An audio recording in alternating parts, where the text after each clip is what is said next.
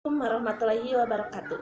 Perkenalkan, nama saya Taisa Japarda. Di sini saya akan menjelaskan mengenai kasus pelanggaran etika bisnis oleh PT Namisco atau Oreo. Baik, di sini ada sedikit cuplikan mengenai iklan Oreo. Coba tunjukin gimana cara makan Oreo. Oreo wafer.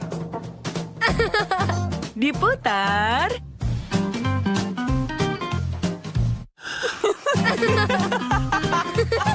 Dijilat. Dicelupin.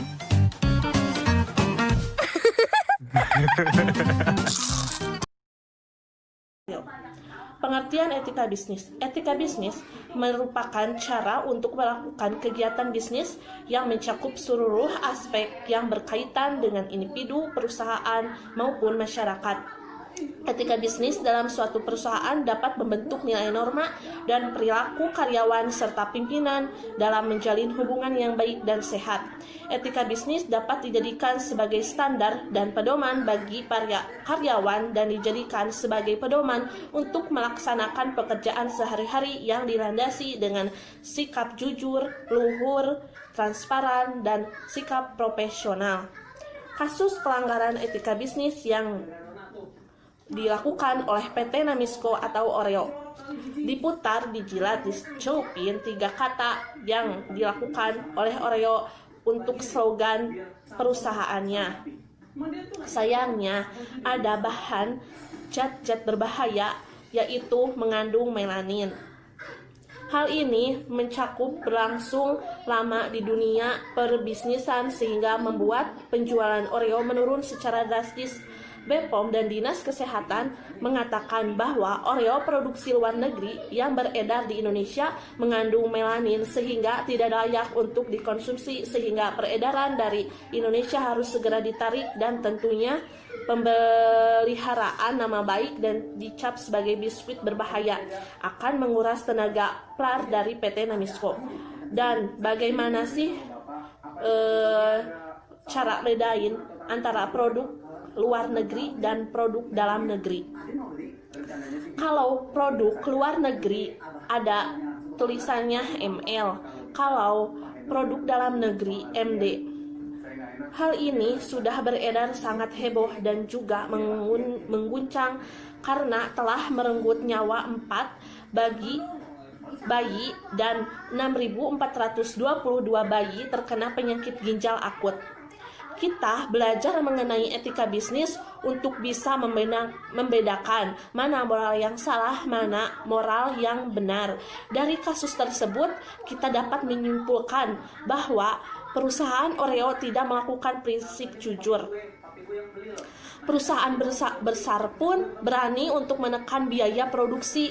Produk mereka hanya untuk mendapatkan laba yang besar dan ongkos produksi yang minimal menyampingkan aspek kesehatan konsumen dan membiarkan penggunaan zat berbahaya dalam produknya.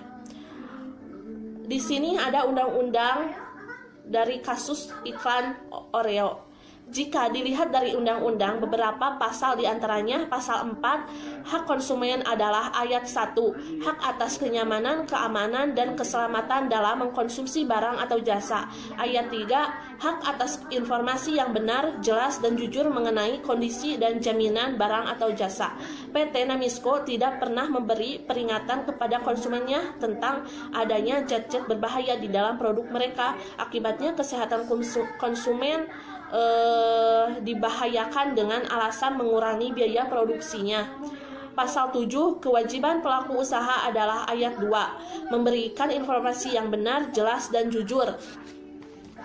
Menurut tanggapan saya, PT Namisco merugikan masyarakat dan juga bagi perusahaannya sendiri karena telah memasukkan zat berbahaya ke dalam produknya yang dapat menyebabkan kesehatan masyarakat menjadi terganggu. Menurut salah satu sumber, PT Namisco sudah melakukan permohonan maaf dan berjanji akan menarik produknya dan dari peredaran. Namun permohonan maaf itu hanyalah sebuah klise dan ternyata produknya itu masih berada di pasaran dan masih sering ditemui oleh orang-orang.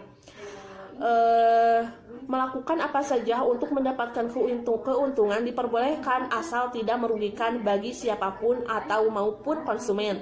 Nah, untuk kedepannya PT Namisco seharusnya lebih mementingkan keselamatan konsumen, karena dengan mementingkan keselamatan konsumen di atas kepentingan perusahaan, maka perusahaan tersebut akan mendapatkan keuntungan yang besar seperti mendapatkan kepercayaan atau loyalitas dari perusahaannya itu sendiri. Sekian presentasi yang saya sampaikan. Billahi taufik wal hidayah. Wassalamualaikum warahmatullahi wabarakatuh.